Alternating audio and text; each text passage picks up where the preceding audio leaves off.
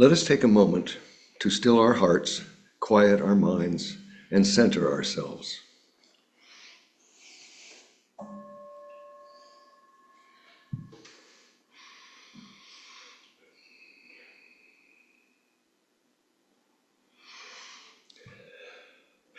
Gather we now into this space, this time when the wheel turns and the veil shatters. Gather we now to remember, to grieve, to prophesy, to complete our harvests before the long dark comes. Gather we now to tell the old stories and sing the old songs, to be as we have always been, the voice of our people eternal. Gather we now to celebrate that which was, that which is, and that which will be. Gather we now as we have always done, united by story and bound by love. Words by Andrea Hawkins Camper. Tom Harris will light the chalice this morning in the sanctuary. Those of you at home are invited to light your chalice now.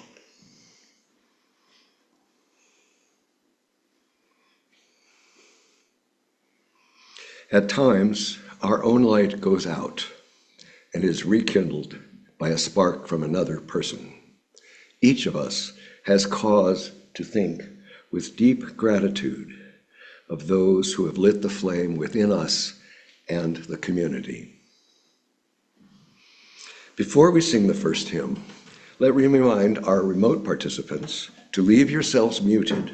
However, we want you to, and whoever is with you, to sing as big and as loud as you like. Make it a joyous experience. Please stand in body or spirit and sing the opening hymn, May Nothing Evil Cross This Door, hymn number 1.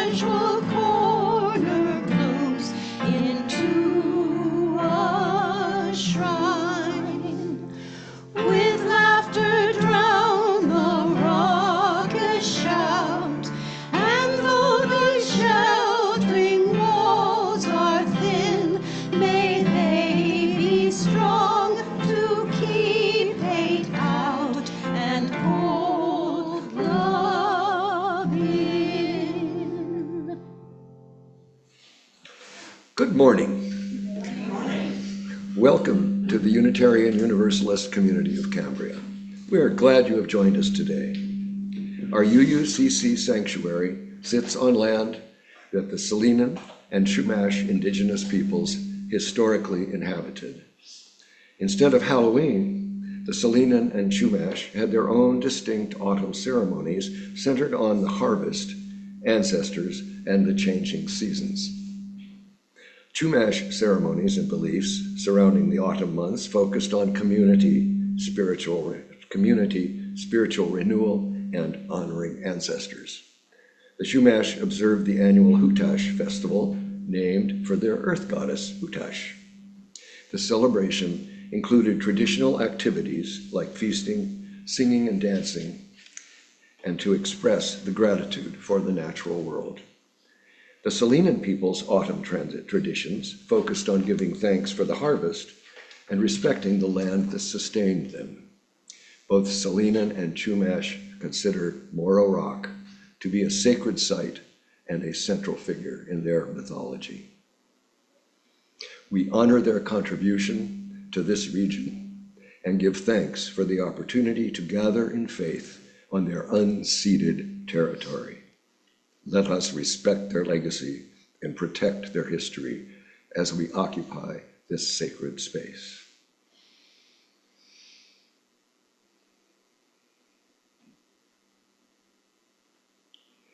As Unitarian Universalists, we celebrate religious diversity and welcome all who journey in search of faith and spirituality. The UUCC is a lay-led congregation run by the democratic process. We invite speakers from different religious traditions and spiritual or scientific backgrounds, as well as community leaders to speak at our pulpit. We encourage presentations covering a variety of topics and areas of interest that connect with the UU7 principles and 6 values: equity, transformation, pluralism, generosity, justice, and interdependence, with love at the center. Today's service centers around the 3rd principle.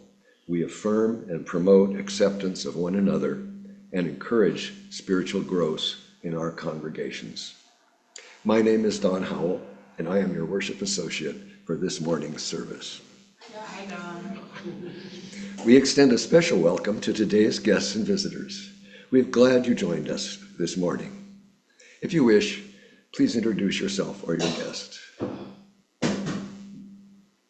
And if you are not on the mailing list, please visit the UUCC website at uuccambria.org so that we can keep you informed about all of our activities. Members and friends, please check out what's happening. The e-blast sent to you every week.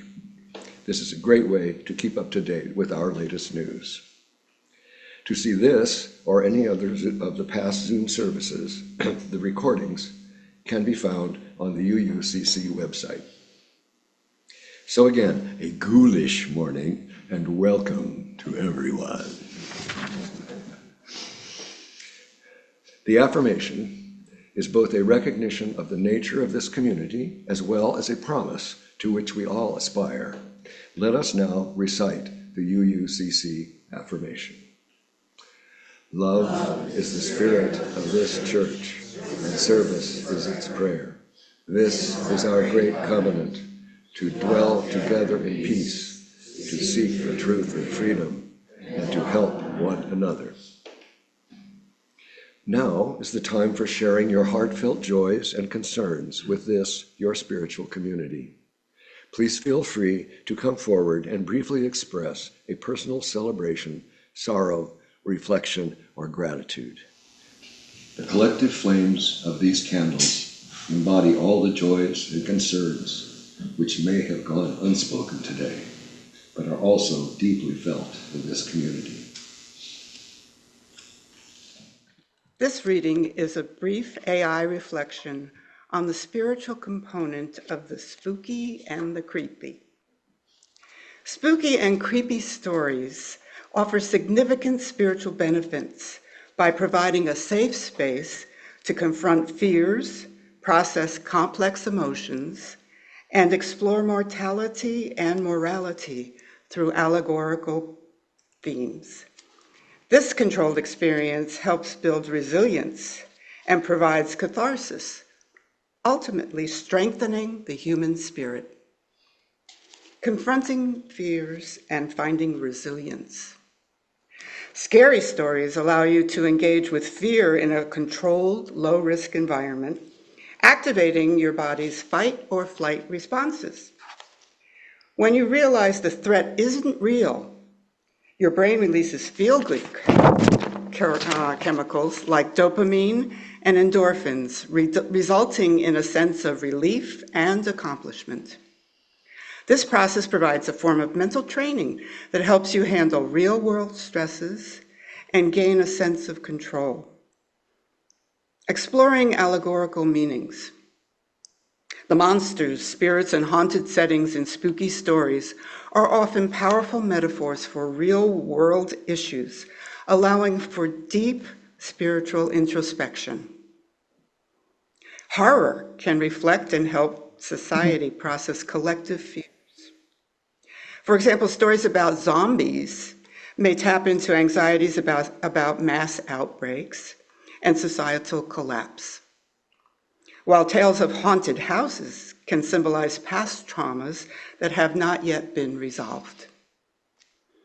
Ghosts and spirits often represent unfinished business and unpunished transgressions, reminding us that ethical failures can carry a heavy spiritual burden.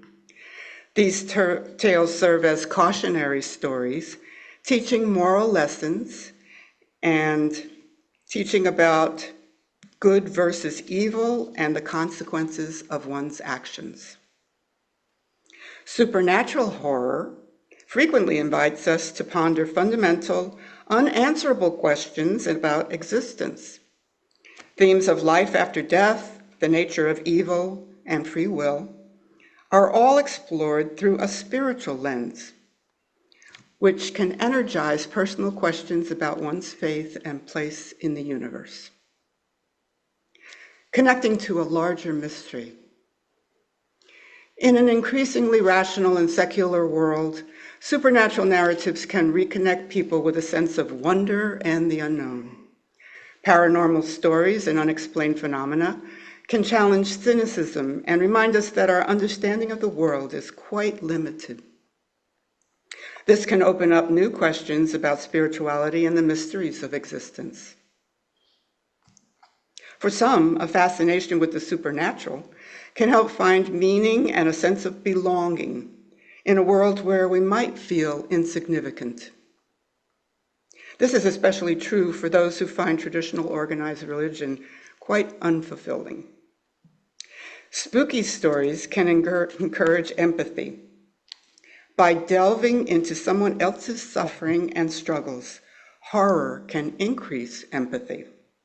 Stories of people navigating adversity and making difficult choices build on our understanding of a shared humanity, enhancing community bonds. Engaging with scary stories socially can create a sense of community and shared triumph.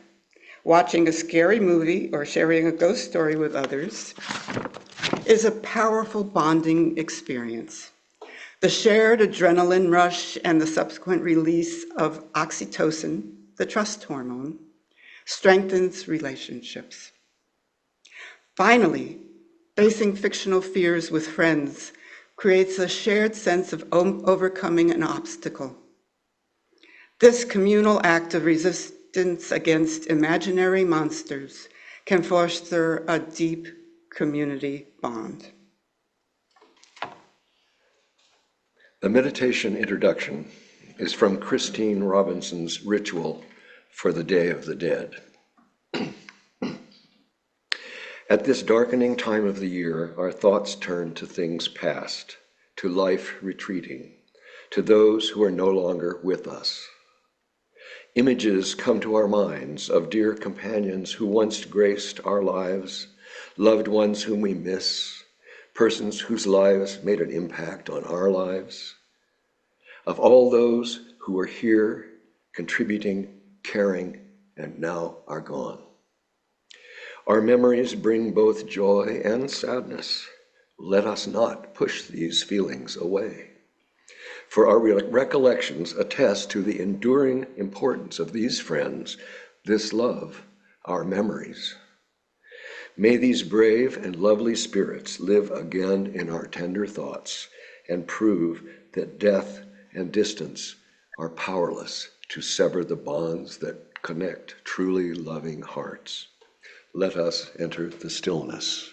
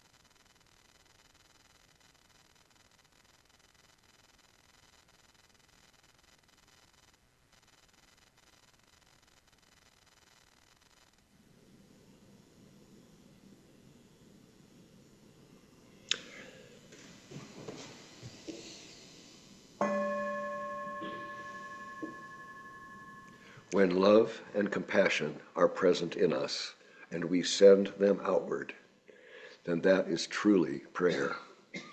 Further, in sending love outward, we may notice a change in our own heart.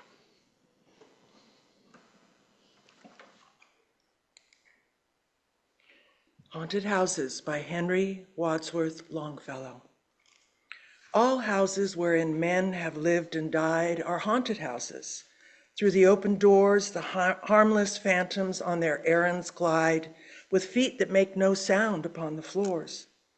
We meet them at the doorway, on the stair. Along the passages they come and go.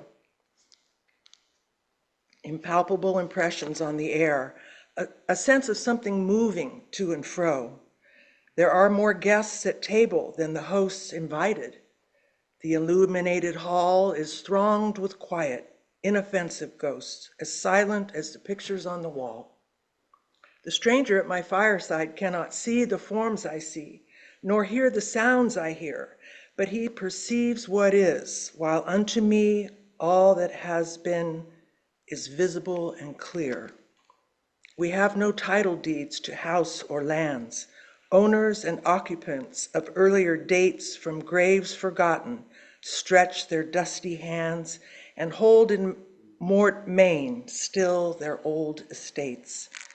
The spirit world around this world of sense floats like an atmosphere, and everywhere wafts through these earthly mists and vapors dense a vital breath of more ethereal air. Our little lives are kept in equipoise by opposite attractions and desires, the struggle of the instinct that enjoys and the more notable instinct that aspires. These perturbations, this perpetual jar of earthly wants and aspirations high, come from the influence of an unseen star, an undiscovered planet in our sky. And as the moon from some dark gate of cloud throws o'er the sea a floating bridge of light, across whose trembling planks our fancies crowd into the realm of mystery and night. Please stand in body or spirit and sing "My Heart Will Go On," a song about enduring love that transcends death and distance, by James Horner and Will Jennings.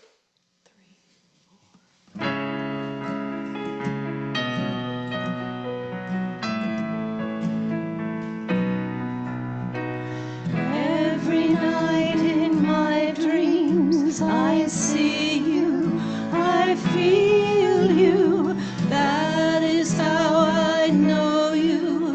Go on. Far away in the distance and spaces between us, you have come to show you. Go on. Near, far, wherever you are, I believe that the heart does go on.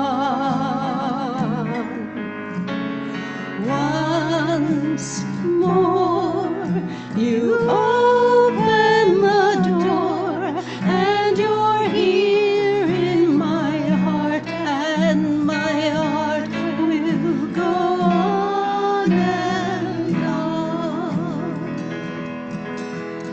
Love can touch us one time and last for a lifetime, and never let go till we're gone. Love was when I've loved you, the one time I hold you. In my life will always go on. Near, far, wherever you are, I believe that the heart does go on. Once more.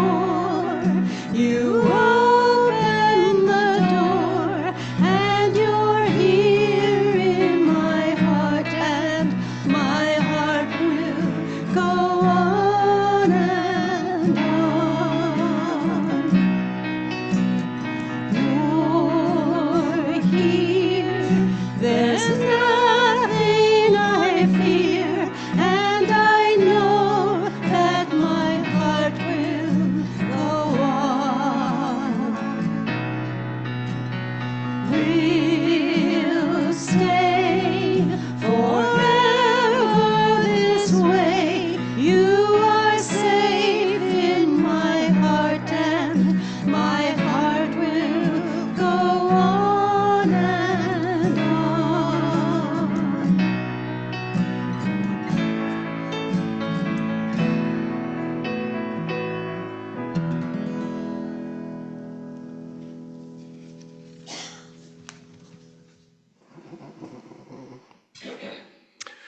Today, we will share excerpts of a talk titled A Halloween History by Reverend David Wellman of the UU Church of Bowling Green. Although our information about the Celtic Samhain celebration is limited, we do know that it was what modern anthropologists called a liminal event.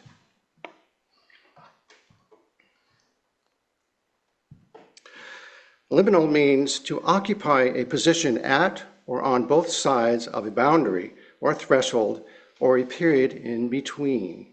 Samhain marked the moment of transition from one state to another, specifically the transition from the bounty of summer to the dearth of winter.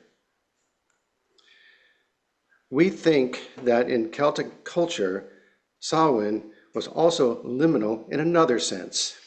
It was the time when the boundaries between our world and the spirit world were especially close. So close that inhabitants of the spirit world could easily come into our world, and inhabitants of our world could, if they were not careful, mistakenly wander into the spirit world, if they were not careful. Because of the closeness of the spirit world, Samhain was also a time of omens and prophecy. This connection between our world and the spirit world has been a theme running through Halloween celebrations ever since. On the other hand, the contribution of early Catholic Christian practices to our Halloween is well documented. Starting in the 800s, the Christian feast of All Saints' Day was set at November 1. It was also known as All Hallows' Day or Hallowmas. And so October 31 became All Hallows' Eve, from which we get our word Halloween. In the Catholic Christian calendar, November 2 was All Souls' Day. All Hallows' Day memorializes saints, but All Souls' Day is a day of prayer for all the Christian dead. In the early Christian calendar, this 3-day period, October 31 to November 2, was one especially concerned with the deceased. In the first part of the 19th century, Halloween was primarily a celebration of Celtic heritage. How great it was to be Irish or Scottish, a characteristic it lost only when the celebration of Halloween began to slowly spread out from the Scottish and Irish parts of various cities. The Halloween we know is an American invention.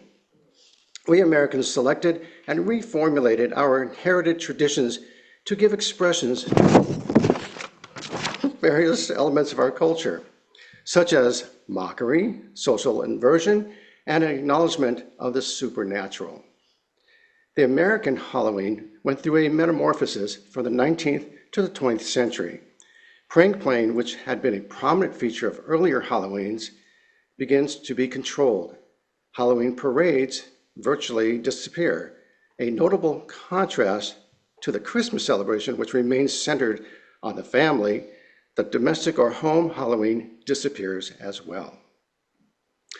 All Halloween activities become centered on the peer group or age group. Groups of children continued to go door to door, but now they say trick or treat, a phrase that seems to have first appeared in the late 1920s, and are given candy in return, a practice much encouraged by candy manufacturers. There is another aspect of Halloween history, namely the claim by fundamentalists that Halloween is satanic. There's a great irony in this claim. Halloween's roots lie with the the Catholic All Hallows Eve, as mentioned earlier. But regardless of this historical certitude, the fundamentalists still claim the religious origin of Halloween is pagan. As a result, two separate groups are making this claim about the origin of Halloween: the neo-pagans who see pagan origin as a good thing, and some Christian fundamentalists who see pagan origin as a bad thing, in their terms, satanic.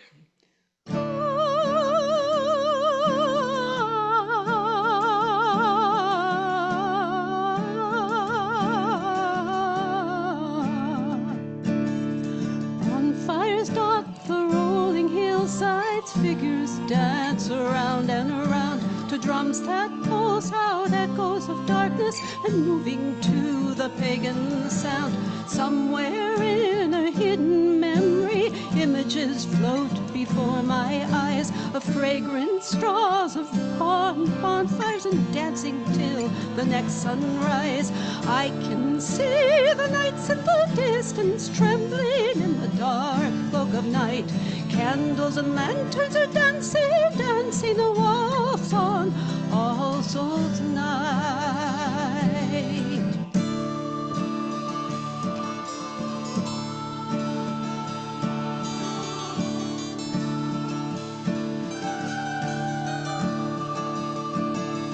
Figures of cornstalks end in the shadows, held up tall as the flames leap high. The Green Knight holds the holly bush to mark where the old year passes by.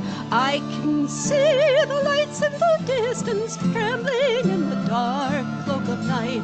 Candles and lanterns are dancing, dancing a waltz on All Souls' Night.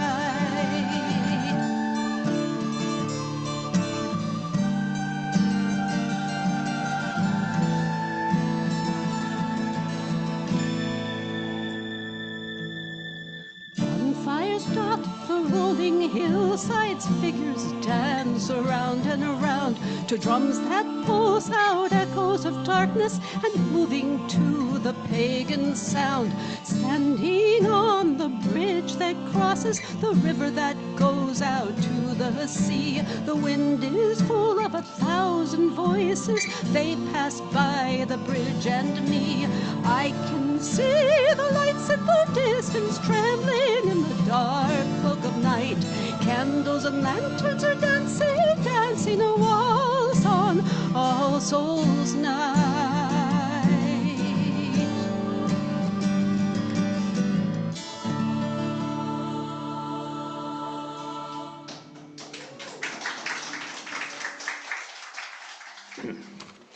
The air in the cemetery was thick with the scent of damp earth and wilting lilies. Elias stood before his sister's fresh grave, his heart a raw bleeding wound in his chest. His grief was an old coat, heavy and full of holes, and he pulled it tighter around himself as the final mourners drifted away. As twilight bled across the sky, a strange, shimmering curtain began to descend between the headstones.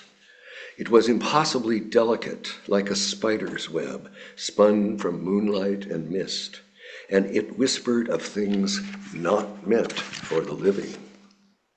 This, he realized with a chilling certainty, was the gossamer veil of death. It was said that when the veil was at its thinnest, the living could catch glimpses of those who had just passed. Most people found the myth a morbid comfort, a fanciful tale to soften the finality of loss. But Elias knew with a certainty that prickled his skin that he was witnessing it firsthand. He saw figures moving within the shimmering fabric, spectral shapes that pulled and stretched as if trapped in a breeze. Most looked peaceful, a translucent echo of their former selves. Then he saw her, his sister Clara. She was just beyond the veil, her face a pale, blurred watercolor. A wave of desperate hope washed over him. He reached out a trembling hand, wanting to brush the gossamer curtain, to feel her one last time. As his fingers drew closer, her image shifted. Her expression wasn't one of peace, but of utter, unblinking horror. Her mouth opened in a silent, stretched-out scream. Elias froze. A phantom chill shot up his arm, and he snatched his hand back, as if burned. What did she see? What lay on the other side that could elicit such a look of pure terror? He stood rooted to the spot, watching as her ghostly form struggled and writhed. Another figure appeared beside her, a silhouette so dark it seemed to absorb the light around it. It wasn't a person, not in any sense that Elias understood. It was a shifting, amorphous mass of shadow that writhed with countless unseen limbs. As it reached for Clara, the gossamer veil seemed to warp and ripple around them both.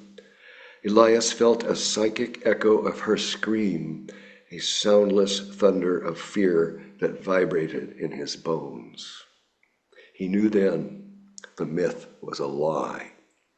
The veil wasn't a gentle curtain that separated two worlds. It was a fragile membrane, and on the other side, something angry, ancient, and hungry waited for the newly departed. It saw their grief, tasted their lingering sorrow, and used it to lure them closer. The dark entity enveloped Clara's spirit, and her form twisted, compressed, and finally vanished. The gossamer veil of death stilled, becoming a serene silver sheet once more. Elias staggered away from the grave, the heavy coat of his grief now feeling like a shroud. He hadn't just lost his sister, but he had witnessed her end, not in peaceful slumber, but in a monstrous and unholy consumption.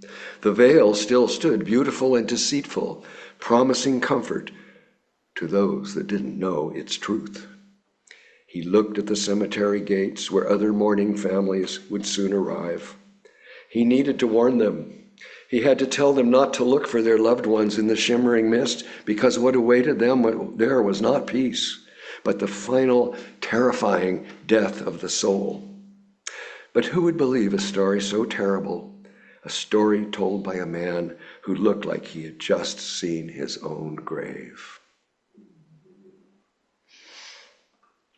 The morning offering will now be given and received. Please remember, we are a self-sustaining congregation and provide all financial resources for our many ministries. We recognize the spiritual value of generosity and invite you to participate. If you are viewing this service remotely, please use one of the methods shown on the screen. Thank you. When I was back east, I lived very near Sleepy Hollow, Tarrytown, in New York, right on the Hudson River. And in 1996, my partners and I wrote a musical version of The Legend of Sleepy Hollow. And this is a song from that show.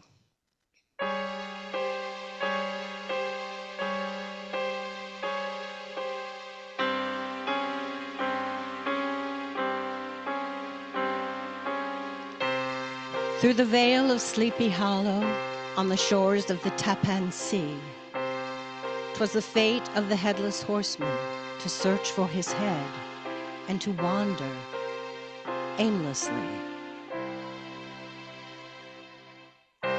Through the vale of Sleepy Hollow, on the shores of the Tappan Sea, 'tis the fate of the headless horseman to search for his head and to wander endlessly. Oh, he rides and rides like a wind in the night. He can come and go in a flash of light. With the stars for his eyes and the moon for a face, he can disappear without a trace, with the pounding hooves and the silent screams echoing through the hollow.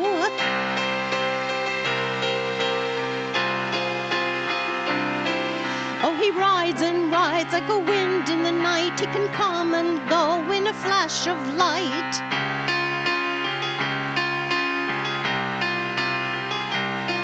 With the stars for his eyes and the moon for a face, he can disappear without a trace. Oh, he rides and he rides and he rides and he rides and he rides and he rides and he rides and he rides and he rides.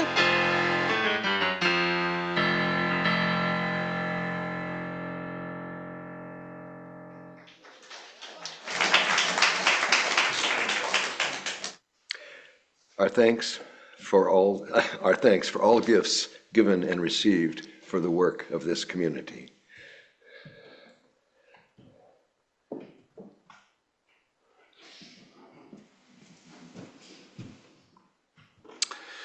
We, the Ghoul crew, felt this service needed a bit more of a fright factor. So we dug up a compilation of 6 of the world's shortest horror stories. Here we go.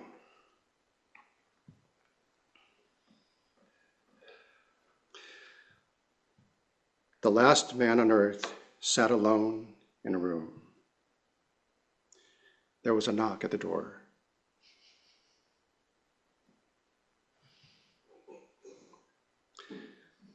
I took a late shower last night, and when I got out, I saw my reflection in the mirror smiling at me. Except I wasn't smiling.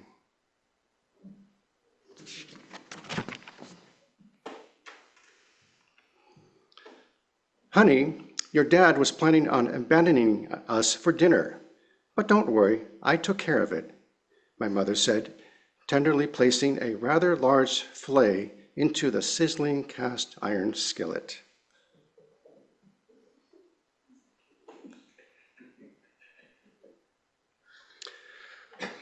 I woke up to hear knocking on glass. At first, I thought it was the window until I heard it come from the mirror again.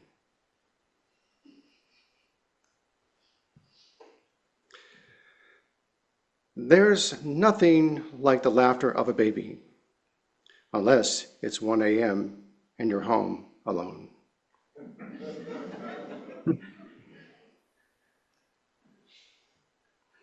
Finally, the story of a father putting his young son to bed. I began tucking him into bed when he tells me, "Daddy, check for monsters under my bed." To humor him, I look underneath. But to my horror, I see my real son staring back at me, quivering and whispering, "Daddy, there's somebody on my bed."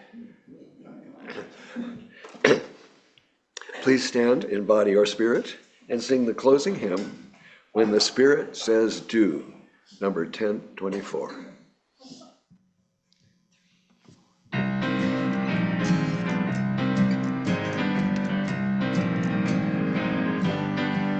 You got to do when the Spirit says do. You got to do when the Spirit says do. When the Spirit says do, you got to do. Oh Lord, you got to do when the Spirit says do. Spirit says do. Spirit says do. Spirit says do. Spirit says do. Spirit says do. Spirit says do. You got to sing when the Spirit says sing. You got to sing when the Spirit says sing. When the Spirit says sing, you got to sing. Oh Lord, you got to sing when the Spirit says sing. Spirit says sing. Spirit says sing. Spirit says sing. Spirit says sing. Spirit says sing.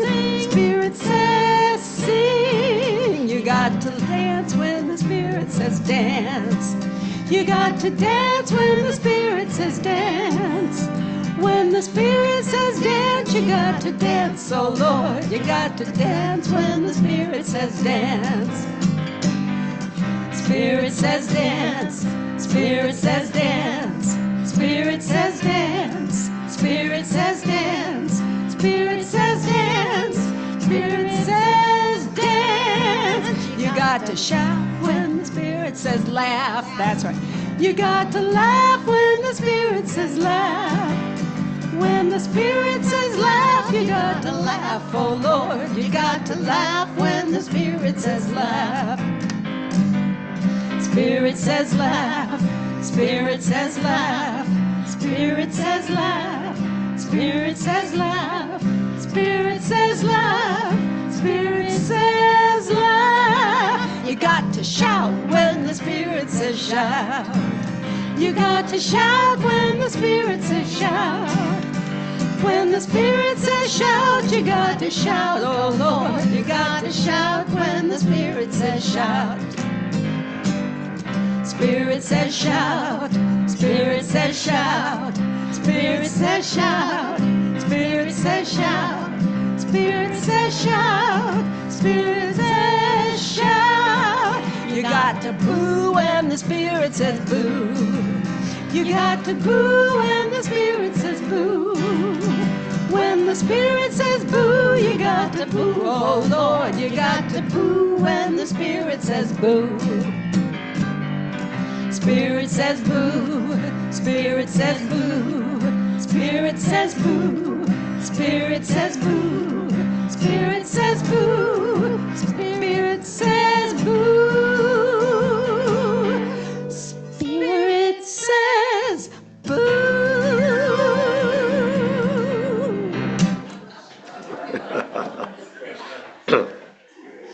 Well, as we prepare to extinguish the chalice, let us recite the valediction. We extinguish the flame of this chalice, and we know that the truth and love and the warmth of this community go with us until we meet again. Please extinguish your chalice at home now.